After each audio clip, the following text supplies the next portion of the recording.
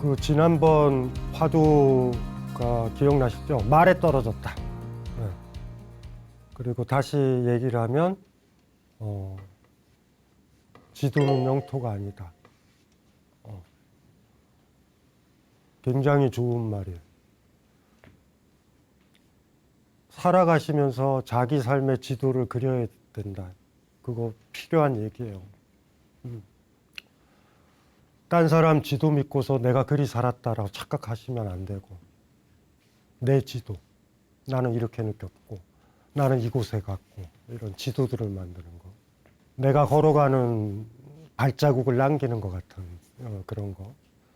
지도는 영토가 아니다. 이거는 머릿속에 항상 넣어놓으시면 좋을 것 같아. 지도를 봤다고 해서 그곳을 간 것도 아니고. 그리고 새로운 지도를 만드는 사람은 그 영토에 대한 기존의 지도가 있다고 하더라도 그 영토에 가본 사람만이 그 지도 말고 다른 지도를 만들 거야. 그런 내 지도. 같은 영토를 얘기한 거지만 그래도 알잖아요. 그래서 이게 머릿속에 많이 넣어놨으면 좋겠다. 지도에 떨어지지 말자. 말에 떨어진다. 지도에 떨어진다. 이런 거. 그걸 좀 생각을 좀 해줬으면 좋겠어요. 근사한 슬로건일 거예요. 그 코르즈프스키의 그 얘기. 지도는 영토가 아니다. 그거 가지고 생각을 조금 하면 많은 것들이 이렇게 정리가 되고, 아, 진짜 중요한 건 영토구나. 그리고 그 영토가 영토인 이유는 내가 걸어 다니는 곳이니까 나구나. 이 느낌을 가지고 계시면 될 것 같고, 오늘은 마음이 좀 힘드신 분들한테는 도움이 될 수 있는 화두인데, 드디어 달마라는 사람이 본격화되는 화두예요. 달마 안심이라는 화두인데, 이거는 일단은 이 얘기서부터 읽고서 화두부터 보고서 얘기를 진행해 볼게요. 달마가 벽을 향해 참선하고 있을 때 두 번째 스승이 되는 해가가 사납게 내리는 눈 속에 서서 자신의 팔을 자르고 말했다. 제 마음이 아주 편하지 않습니다. 부디 스승께서 제 마음을 편안하게 해 주십시오.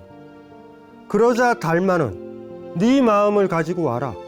그러면 너를 위해 네 마음을 편안하게 해주겠다라고 말했다. 해가는 마음을 찾으려고 했으나 찾을 수가 없습니다 라고 대답했다. 그 순간 달마는 말했다. 마침내 너를 위해 네 마음을 편안하게 해주었다. 달마가 중국에 와가지고 달마가 선불교의 일조 처음.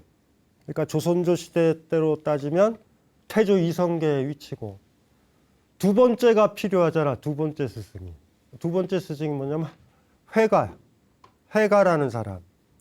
이 사람의 이름은 원래 신강인데, 달마는 그냥 그렇게 있었으면 아무 의미도 없어요. 제가 누누이 얘기했잖아요. 진짜로 중요한 건 두 번째 왕, 세 번째 왕이다. 이 사람들이 없으면 태조는 존재하질 않아요. 이거는 현대 프랑스 철학자 데리다가 얘기한 거잖아. 기원은 두 번째에 온다. 이게 기원이 있고서 수원지, 오리진이잖아요. 오리진. 수원이 있는데 물이 안 흘러. 이러면 수원 아니에요. 그거 아무것도 아니야. 태조 이성계가 중요한 게 아니에요. 두 번째, 세 번째, 네 번째, 다섯 번째가 돼야 시조가 되고 태조가 되는 거야. 그러니까 우리가 다 만들어 놓은 다음에 그런 계보도가 만든 다음엔 태조다 이렇게 생각하지만 아니라는 거죠. 실질적으로 태조는 두 번째나 세 번째에 온다. 데리다는 굉장히 똑똑한 사람이지 사실은. 왕조가 개창을 했는데 아들 때 망해. 그 태조예요? 태조가 아니죠. 사실 이거는 뭐 불교에서는 유명한 비유지. 언제 엄마가 돼요? 아이가 엄마를 만든다. 이거는 생물학적으로도 그래요. 심지어 아이를 출산한 인간을 포함한 모든 동물들은 그때 젖이 나오기 시작한다. 젖을 만든 게 누구인가? 생각을 해보세요. 너무 다명한 거 아니야? 그래서 극단적으로 얘기하면은 엄마가 아이를 낳았다란 말도 맞고 아이가 엄마를 낳았다라는 말도 맞다. 이거를 가지고서 이게 말이 돼? 한쪽이 낳았으면 한쪽은 못 낳는 거지. 뭐 이렇게 원숭이가 뱀이 자기 꼬리 물고 도는 것 같잖아. 그런데 현실 보면은 무슨 얘기인지 아시겠죠? 예. 모성애는 언제 생겨요? 내가 모성애가 있을까 아이를 낳는 게 아니라니까요. 모성애는 아이를 낳은 사람, 아이가 만들어준다고. 나한테 있었느냐고요? 그렇진 않아.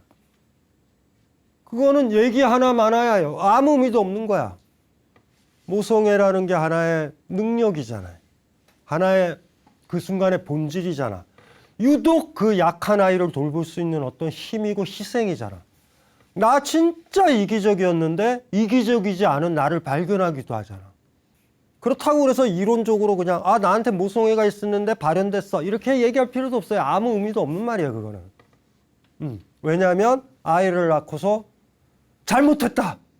나는 아이를 낳았어는 안 됐는데 모성애 제로다. 이런 사람들도 있어. 나는 굉장히 훌륭한 엄마일 거야. 그렇게 엄마가 될 거야. 나는 내 엄마처럼 그런 엄마가 아니라 진짜 좋은 엄마가 될 거야 그랬지만 아이를 딱 낳는 순간 자기 자신에 직면할 수도 있어요. 나 이기적이다. 나 누구 못 돌본다. 오히려 우리 엄마가 대단하다. 무슨 말인지 아시겠죠? 많은 여성분들이 모성애가 있다? 거짓말이에요. 모성애 컴플렉스에 빠지면 안 돼. 놓고 나서 정직한 게 더 나아. 아이한테. 모성애가 있는 줄 알았더니 나는 그게 없다. 딸아. 아들아. 그런데 어쨌든 내가 어른이고 네 어미니까 너 독립할 때까지는 내가 돌본다. 너를 입양했거나 어디 데려온 건 아니다. 내 딸 맞고 내 아들 맞다. 근데 그 나머지 부분은 거의 나한테는 사회생활 같은 거다. 최선을 다해서 너 학교에 보낼 거지만 아주 강력한 희생 이런 거를 바라지는 마라. 너를 낳고서 내가 알았다. 그래도 그 엄마가 여성이 아닌가요? 여성이란 말. 그러니까 여자한테는 모성이 있다. 모성이 없으니까 당신은 상태가 안 좋은 여자야. 이렇게 얘기하면 안 돼요. 그 전혀 다른 문제라고요. 어쨌든지 간에 이 원래는 스토리가 아주 굉장히 세요. 눈 내리는데 달마가 면벽을 안고 있다고요. 소림사에서 딱 유명한 소림사 여기서 나오는 거예요. 면벽을 하고 있어서 안에서 딱 참선을 하고 있죠. 신광이라는 사람이야. 해가라는 이름을 받기 전엔 신광이라는 사람이 딱 서요. 제자로 삼아달라고. 이거 중요한 거다. 이거 굉장히 중요한 거이기도 하지만 이 2조를 잘못 뽑으면 달마는 1조도 안 된다 사실은. 자기의 모든 가르침에 대가 끊어질 수도 있는 거예요 사실은. 너도? 그래 너 2조 너 3조 신난다 흥행됐다. 무슨 이런 문제도 아니 너무 심각한 문제야. 딱 이렇게 있는 거죠. 원래 스토리를 얘기하면 눈이 여기까지 쌓여요.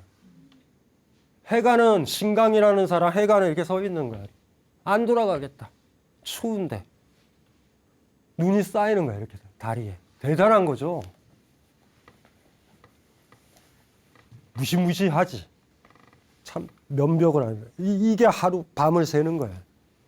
겨울에 바깥에 가지고 눈 맞으면서 서 있어 봤어요? 그랬던 선배는 기억이 난다. 그 여자친구 집 앞에서 추운 겨울날 그쵸? 그러니까 서 있었던 사람. 뭐 그런 정성.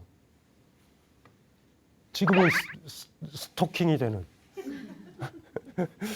옛날에는 정성. 웬만큼 사랑한다고 그래도 그 마음 변하기가 쉬우니까 옛날에는 그 정도 정성이 있어야 된다 이렇게 생각했던 시절인데 지금은 스토킹이 됐죠. 지금은 스토킹이 됐을 거야. 경찰 신고하고 막 들어간다. 그쵸?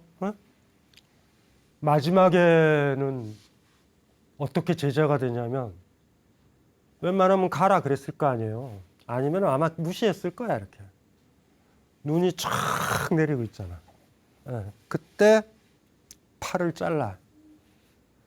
여기서 이게 극적인 거예요. 이게 동아시아적인 거야. 이렇게 막 팔을 자르고 피가 나고.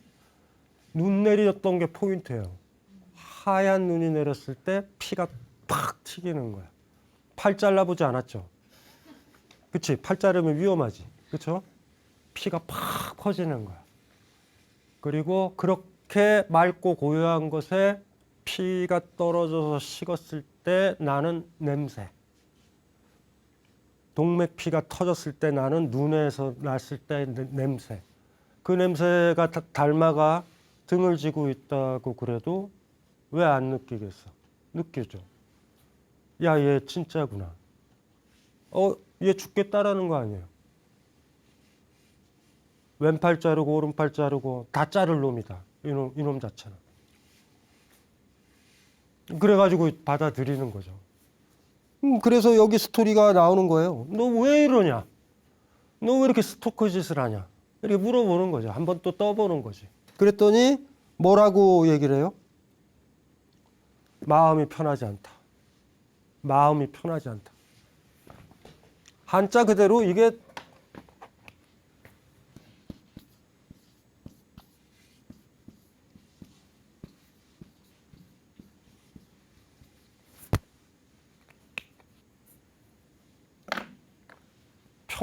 편안한 마음을 편하게 하다 뭐 이렇게 해석해도 되는데 마음이 편하지 않다. 그랬더니 뭐라고 얘기를 해요? 달마가 마음 가져와라. 편하게 해줄게. 해가 입장에서 너무 대단한 거 아니에요? 와, 마음 편하게 해주신단다. 마음을 가져다 줘야 되잖아. 찾으려고 했더니 마음을 못 찾았다. 그렇게 얘기했잖아요. 그러니까 뭐라고 대답을 해요? 너 마음 편해졌다. 이게 어려울 수도 있어요. 이거 자체가. 그런데 어느 때던가 우리 초반부에 이 얘기를 했죠. 예술이랑 글쓰기, 그림 그리기, 작곡하기 이런 예술 활동, 표현하는 활동들 같은 경우가 우리 마음을 편안하게 해준다라는 얘기를 했을 거예요. 그 이성국 시인이 했었던 얘기, 이야기된 고통은 고통이 아니다. 이걸로 한번 얘기를 해보죠. 이야기된 고통은 고통이 아니다. 이야기된 고통. 힘들죠? 마음 아플 때 있지. 내가 속상할 때도 있고, 고통에 사로잡힐 때도 있고, 힘들 때도 있죠. 밥 먹기. 그럴 때 어떻게 되면 친구가 필요하다고요. 친구한테 내가 힘든 거를 얘기를 하는 그 순간만은 편해져요, 내가. 제가 그때도 얘기를 했지만은 그림이랑 똑같아. 제가 이 책을 그린다라고, 이걸 데생을 한다라고 생각을 해보자고. 일정 정도 거리가 떨어져야 이걸 그릴 수 있잖아요. 여기 있는 컵도 그리려면 일정 정도 거리가 주어져야 되죠. 내가 이렇게 붙어 있으면, 눈이 탁 붙어 있으면 이걸 어떻게 묘사를 해? 제 감정을요, 묘사를 하는 순간 거리가 생기는 거야. 이야기된 고통과 내가 느끼는 고통의 차이인 거예요. 이야기된 고통은요, 마치 삼자인 것처럼 나를 얘기를 하거든. 그래서 내가 힘들었어. 그 사람이 그러더라고.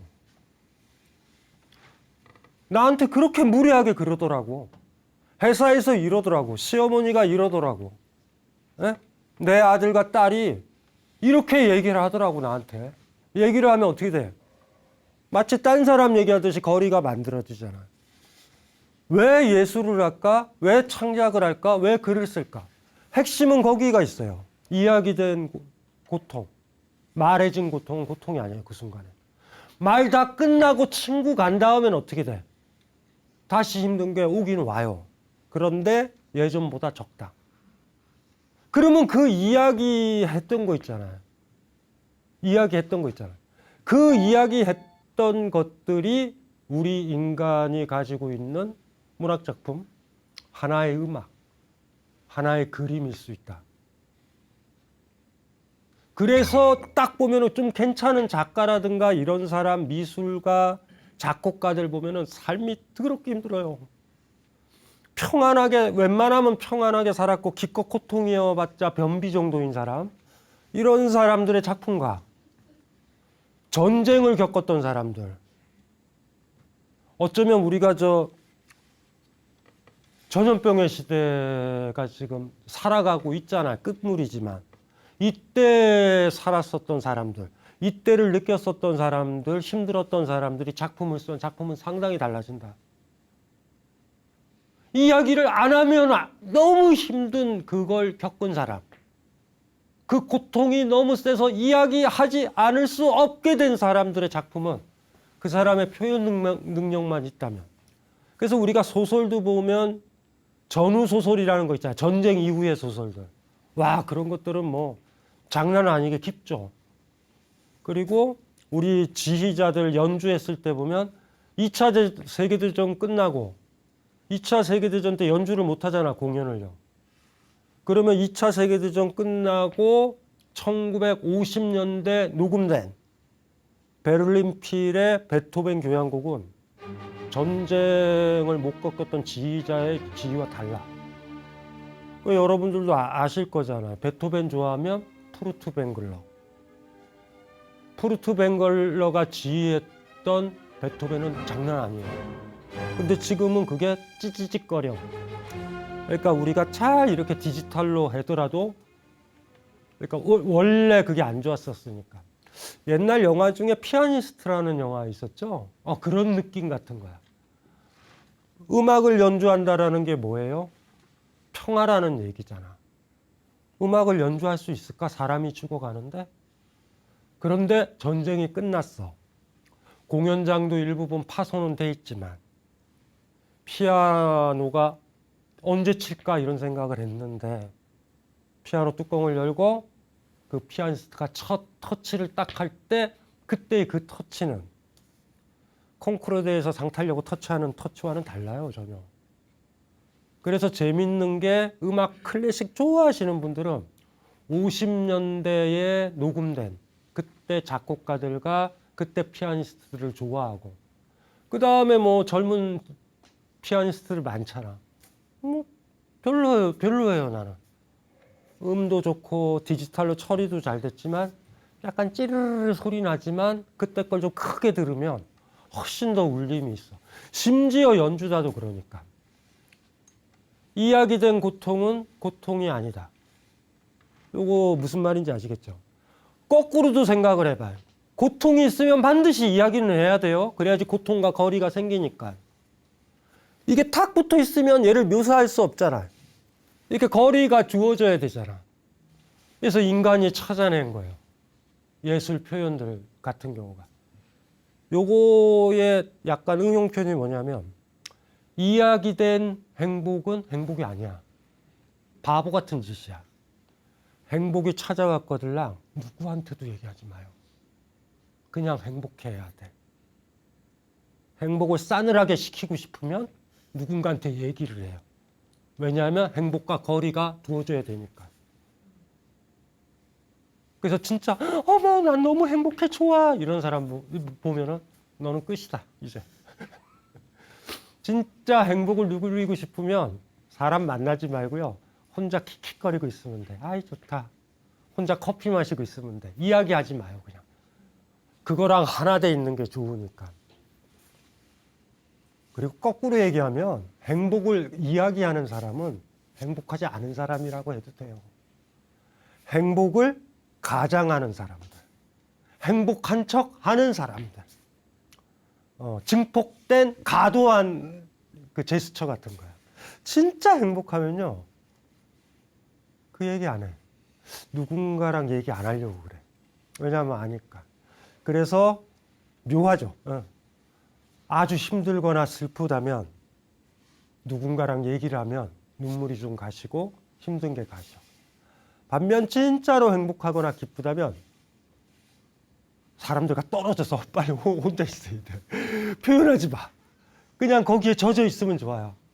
아유 행복하다. 그랬으면 좋겠어. 마음을 찾았잖아. 마음을 가져와라 그러면은 뭐라 그랬어요? 달마가. 마음만 가져와라. 네 마음을 편안하게 해주겠다. 마음을 찾으려고 했더니 찾을 수가 없더라. 이렇게 들어갔어요. 그런데 마음을 찾으려는 그 노력에서 뭐가 느껴져요? 거리가 느껴지지 않아요? 내 고통스러운 마음을 찾으려고 그랬거든요. 그런데 그 고통스러운 마음을 찾으려는 내 마음, 걔는 고통스러운가요? 순간적으로 거리가 생기는 거야. 그래서 사실은 쉽게 얘기하면 달마가 얘기한 거야. 너 이제 편했지? 너 마음 편해졌지? 됐지? 요게 1차적으로 이해할 수 있는 하나의 방법인 거야. 마음이 아프다, 마음이 아프다, 마음이 아프다라고 얘기를 했는데 마음 가져와봐. 아픈 마음. 아픈 마음을 찾으려고 한다라는 건 뭐예요? 내 마음이 아픈 마음과 거리가 생겨야 되잖아. 이걸 어떻게 찾지? 내 마음에 아픈 거, 아픈 마음은 어떻게 찾지? 이야기된 고통은 고통이 아닌 것처럼. 이야기하는 순간 힘은 안 들거든요, 나는. 그러다 보니까 고통스러운 마음 찾아서 달마한테 보여줘야지 할 때 그 고통스러운 마음을 찾고 있는 그 순간에는 고통스럽지 않고 편안하다. 찾아주지 않았느냐? 요렇게 일단은 이해를 하면서 이 화두로 들어가야 된다. 이해를 하면서요. 그런데 그 정도일까? 그 정도면 무슨 문제가 벌어져요? 다시 또 돌아올 수는 있어. 그러면은 내가 할 수 있는 방법은 뭐냐? 해가가 할 수 있는 방법은 뭐예요? 계속 고통스러운 마음을 찾아야 되는 건가? 그 순간만큼은 찾는 나는 고통스럽지 않으니까. 마치 제3자의 고통을 이야기하는 것처럼. 글쎄, 내 남편이 그러더라고. 내 아이가 그러더라고. 나를 그렇게 하대하더라고. 이렇게 얘기할 때 하대당한 나와 그걸 얘기하는 나. 얘기하는 나는 지금 하대당한 나는 아니잖아. 나를 묘사하니까. 그 정도라고 그러면은 그거 가지고 될까? 이런 생각도 사실은 들어요. 이 화두를 보면. 물론 그 과정을 통해서 계속 찾다가 보면은 뭐 그거 할 수도 있겠죠. 그래서 여기서는 그 정도 가지고 하면 안 된다라는 생각이 들어요. 그 정도 가지고 하면 안 된다. 마음을 어떻게 이해해야 될까? 요거까지 좀 생각을 우리가 해봐야 된다.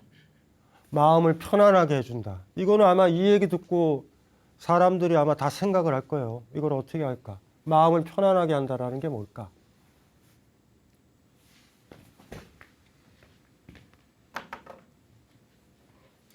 예전에 그거 기억나요? 무아 다룰 때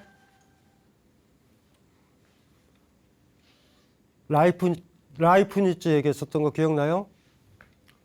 바닷가에 파도 소리가 들리잖아. 찰싹 찰싹 찰싹 들리지만 그것들의 정확한 소리는 어떻다고요? 물방울 하나하나들의 소리들이 뭉쳐가지고 들리는 거잖아. 그래서 라이프니츠가 재밌는 얘기 했다 그랬죠. 미세지각. 미분 적분 기억나시잖아요.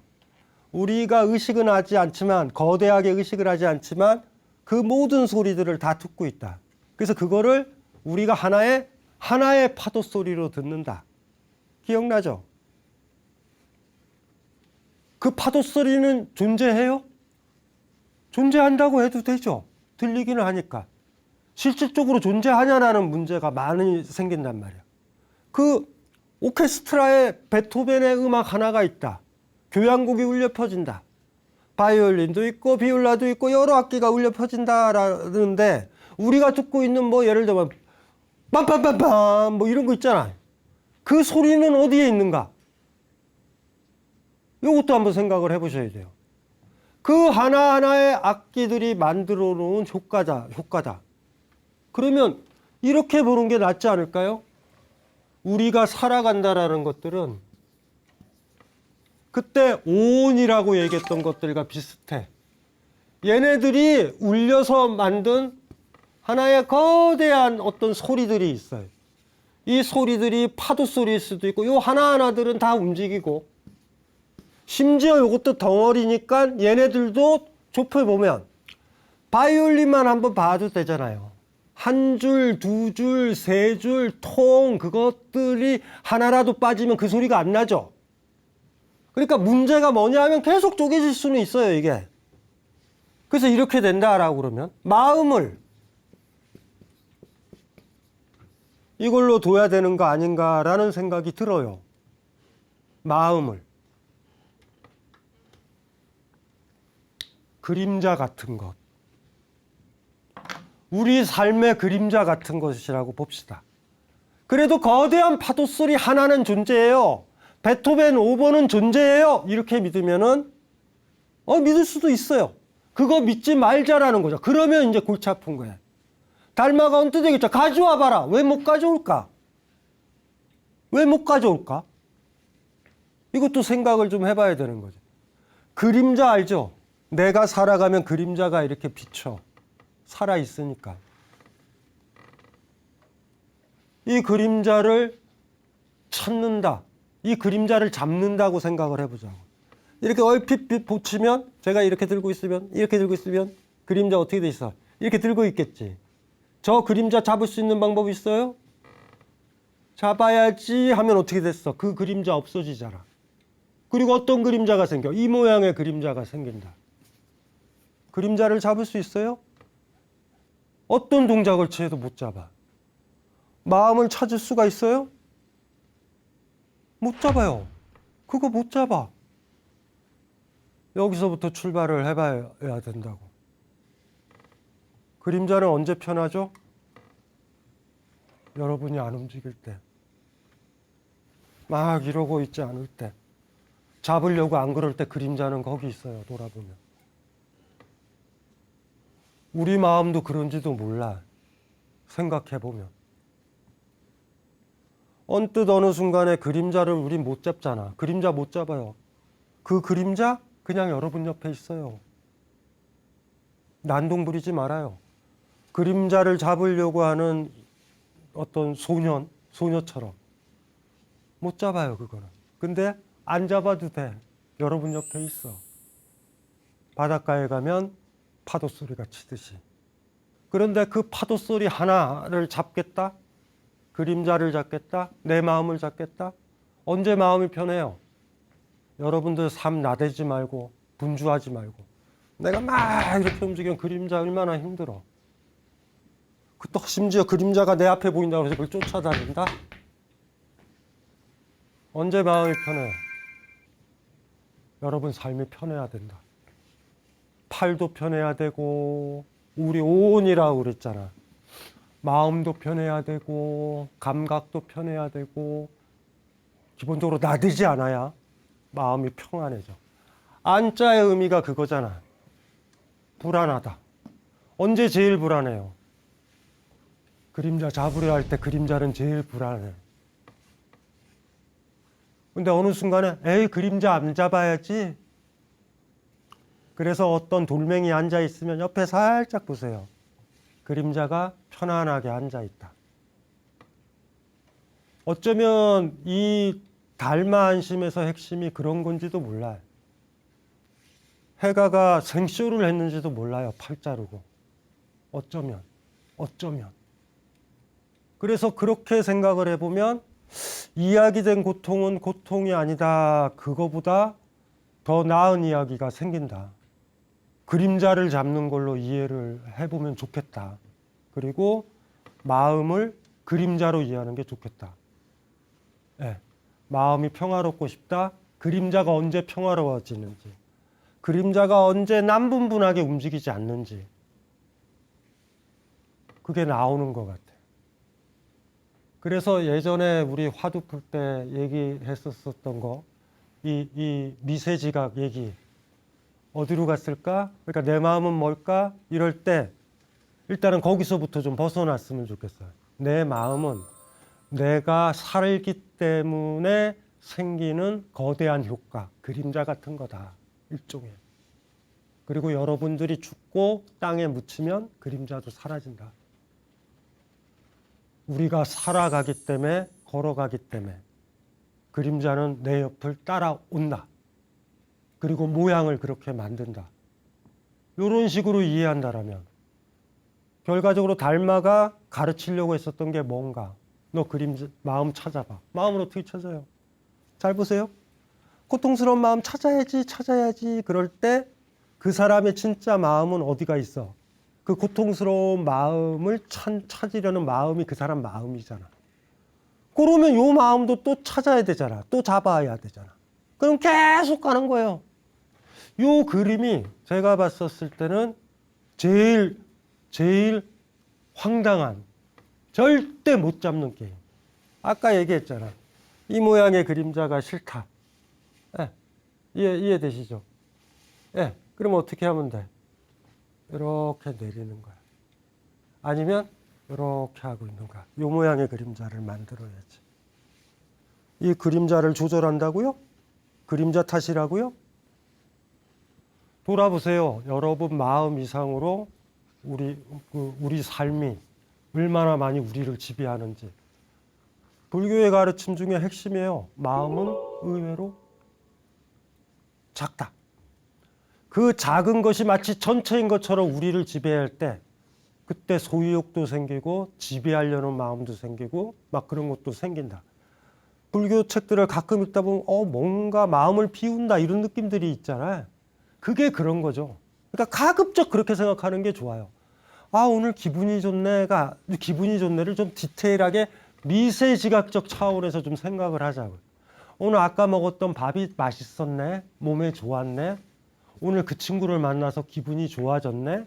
뭐 이런 디테일한 것들을 먼저 생각하는 게 좋을 것 같아요. 그런 것들을 다 놓치고 마음을 하나를 중심으로 잡아서 마치 파도 소리가 진짜로 실제하는 것처럼 파도 소리, 그 거대한 파도 소리가 작은 방울들의 소리들 있죠. 그 물결들의 소리를 지배하는 것처럼 착각하지 말자. 상황은 거꾸로다. 진짜로 우리가 삶이 변화시키려면 그 작은 부분들 있잖아요. 악기를 새로 편성한다던가 악기를 하나 바꾼다던가 그런 디테일한 것들을 변화시키면 거대한 음악의 소리는 달라진다. 그래서 마음에 집중하는 건 뭔가 그림자를 쫓아가고 그림자를 잡으려 하는 어떤 그 잘못된 생각이죠. 네. 달마가 면벽을 하고 있다. 어디에 집중을 하고 있다. 참선을 하고 있다라는 근본적인 의미는 뭘까요? 마음을 쫓아다니는 걸까? 아니에요. 마음을 놓는 거야. 굉장히 힘든 겁니다. 그 마음 그림자를 쫓으려고 있는 게 아니라 가장 평안한 자세에서 있으면서 그 그림자도 가장 편안하게 있으라고 하는 거예요. 이거를 하고 있지 않았는가. 그래서 해가라는 사람이 좀 극적인 드라마지만 약간의 단편을 보여준 것 같다라는 생각이 들어요. 요 화두는 읽으면 읽을수록 항상 생각나는 게 조금 뭐라 그래야 되나? 원초적인 어떤 모습도 떠오르지만 생각할 거리가 참 많은 것 같아요. 마음의 병에 걸렸다. 내 마음을 바로잡아야지. 이러지 말자고요. 그건 어쩌면요. 이불 하나 바꾸는 걸로 마음이 평안해질 수도 있고요. 꽃 하나 꽂는 걸로도 마음이 평안해질 수도 있고요. 근사한 과일주 하나 담그는 그날 마음이 평안해질 수도 있다고 오히려. 절대 거대한 파도 소리에 쫓아가지 말고 거대한 전체 곡들을 쫓아가지도 말았으면 좋겠다. 그 디테일들. 그게 아마 더 중요할 것 같다라는 그 생각이 들어요. 다르게 이거를 해석할 수도 있어요. 이 여지는 굉장히 많아. 그리고 이거는 어떻게 얘기해 보면은 쉽게 아까 얘기했던 어느 시인이 말한 것처럼 이야기된 고통은 고통이 아니다. 거리 두는 거다. 요런 것들에서 좀 머물 수는 없을 것 같다. 그런데 진짜로 제가 지금 얘기했었던 이런 차음 있잖아요. 그림자를 편안하게 하는 방법은 내가 멈춰야 그림자가 편안해지잖아요. 무아라는 말, 무심이라는 말이 힘든 이유가 거기에 있어요. 마음을 허하게 비워야 되네. 이런 것들이 아니에요. 내 삶이 제대로 부분 적게 인연에 맞게 아주 행복하게 유지가 된다면 그것이 그 요소들이 울려 퍼지게 하는 소리는 예쁘다. 그러니까 헛개비를 쫓지 마라. 저는 이렇게 좀 해석을 해주고 싶어. 그냥 강신주다운 그냥 해석이에요. 근데 이거는 방금 읽었었던 이 화두는 오히려 그게 아니라 약간 아까 얘기했던 거, 이야기된 고통은 고통이 아니다. 이 느낌으로 즉각적으로 해석이 될 것 같은데 생각을 조금 더 해봤어요. 그렇지 않다. 마음은 그림자 같은 거 아닐까. 그래서 우리는 못 잡는 거 아닐까. 그리고 영원히 못 잡는 거 아닐까. 그냥 내 삶이 평안해지면 그림자도 평안해지니까. 이렇게 들어가야지 좀 근접하지 않을까. 다시 한번 읽어보죠. 막 그림은 그걸로 그려봐야 돼요. 눈 내리는 눈에 피가 팍 하는 그 느낌에 김이 무럭무럭 나는, 우리는 항상 정맥피만 봐서 정맥피라는 거는 탁 하고 시커멓고 금방 시커매져요. 동맥피는 2차돈의 순교 아시죠? 흰 피가 터져 나왔다 그러잖아. 근데 동맥피는 그래. 젤라틴 같이 투명한 붉은색이에요. 그래서 터져 나온 다음에 식으면 시커매지는 거야. 동맥은 맑아요, 원래. 그래서 다 우리가 코피는 아주 더러운 피예요. 그거는 그 색깔이 아니야. 탁한 거야.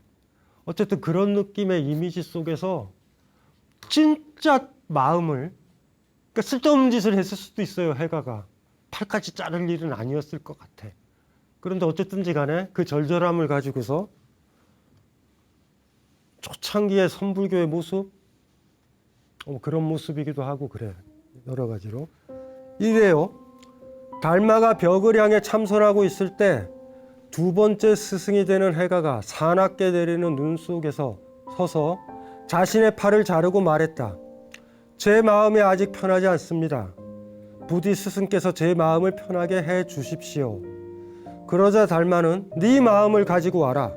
그러면 너를 위해 네 마음을 편안하게 해주겠다. 해가는 마음을 찾으려고 했으나 찾을 수가 없습니다. 라고 대답했다. 그 순간 달마는 말했다. 마침내 너를 위해 네 마음을 편안하게 해주었다. 이게 달마 안심이에요. 두 가지 해석이 다 가능하죠. 찾으려고 해도 찾을 수 없다. 베토벤의 5번 교향곡 전체는 찾을 수 없다. 잡으려고 그래도. 바닷가에 거대한 파로스는 잡을 수 없다. 우린 그걸 잡을 수가 없다. 이걸로부터 가시던지 더 나아가서 마음은 그림자와 같다. 마음이 편안한 건 삶이 편안해져야 되는 거지 마음을 편안하게 해줄 수는 없다. 우리는. 그리고 그건 거대한 착각이고 그 마음에 집중하는 건 마치 영원히 그림자를 잡으려고 뛰쳐가는, 절대 못 잡는 경쟁에 빠져들어서 스스로 죽어야 끝나는 게임으로 빠져드는지도 모른다. 그래서 마음을 편하게 하는 방법, 무안이 무심이니 마음을 비운다라는 허심의 얘기를 하는 이유가 어쩌면 거기에 있는 거 아닌가라고 한번 생각을 하는 걸로. 하지만 방금 읽었었던 이 화두는 초기 선불교의 전설을 담고 있는 화두라 이렇게 그냥 우리 마음을 어떻게 돌볼까, 어떻게 관계를 맺을까 라는 것에 도움을 주는 화두일 수도 있고, 또 하나가 처절한 구도. 옛사람들이 내 마음을 평키하기 위해서 거의 목숨까지 걸었구나. 그리고 그 걸었기 때문에 선불교라는 전통이 지금 우리 시대까지 내려오고 있구나. 처절한 수행이라는 게 이래서 가능하구나. 뭐 이런 것들의 흔적으로서도 읽어도 될 것 같아요. 네, 이걸로 마치겠습니다.